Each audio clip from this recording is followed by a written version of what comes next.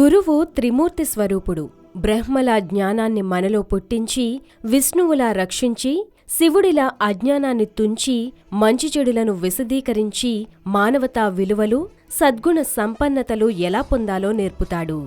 మనసు నుంచి ఆలోచనలు ఆవిర్భవిస్తాయి. సర్వవ్యాపకమైన మనసు విష్ణు స్వరూపం. విష్ణుమూర్తి నాభి నుంచి ఉద్భవించిన బ్రహ్మ మాదిరిగానే వాక్కు కూడా మనసు నుంచి ఆవిర్భవిస్తుంది. బ్రహ్మయే వాక్కు, ఈశ్వరుడే హృదయం.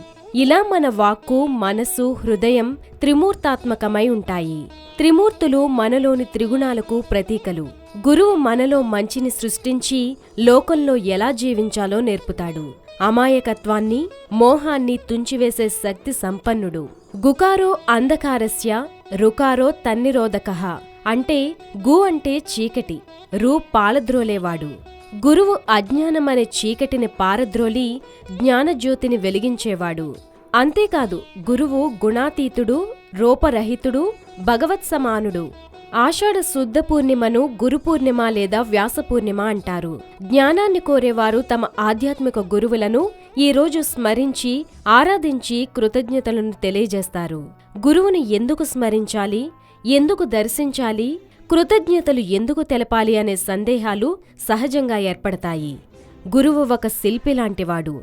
బండరాళ్లపై అందమైన శిల్పాలు చెక్కి వాటికి ప్రాముఖ్యతను కలిగించగల ప్రజ్ఞాశాలి గురువు. ఓ మంచి గురువు మలచిన శిష్యులు సంస్కారవంతులై సమాజానికి ఉపయోగపడతారు. అలా గురువు సమాజ సేవ చేస్తున్నాడు. గురువు మార్గదర్శకుడు. తన శిష్యులు ఏది ఎలా చేయాలో, ఎంతవరకు చేయాలో, ఏది మంచి, ఏది చెడు అని నిర్ణయించగలడు. గురుపూర్ణిమ హిందువులకు పవిత్రమైన రోజు. గురువులను అత్యంత భక్తిభావంతో పూజించే రోజు. ఈ రోజును వ్యాసపూర్ణిమ అని కూడా అంటాం. వ్యాసపూర్ణిమ మానవజాతి అజ్ఞానందకారాన్ని పారద్రోలి దైవతత్వాన్ని చూపే శృతి, స్మృతి, పురాణాలను, శాస్త్రాలను అందించిన గురువు. వశిష్ఠుని మనవడు, పరాశర మహర్షి కుమారుడు, సుఖమహర్షి తండ్రైన వ్యాసుడు భగవత్తత్వాన్ని మానవజాతికి అందించిన దైవాంశ సంభూతుడు.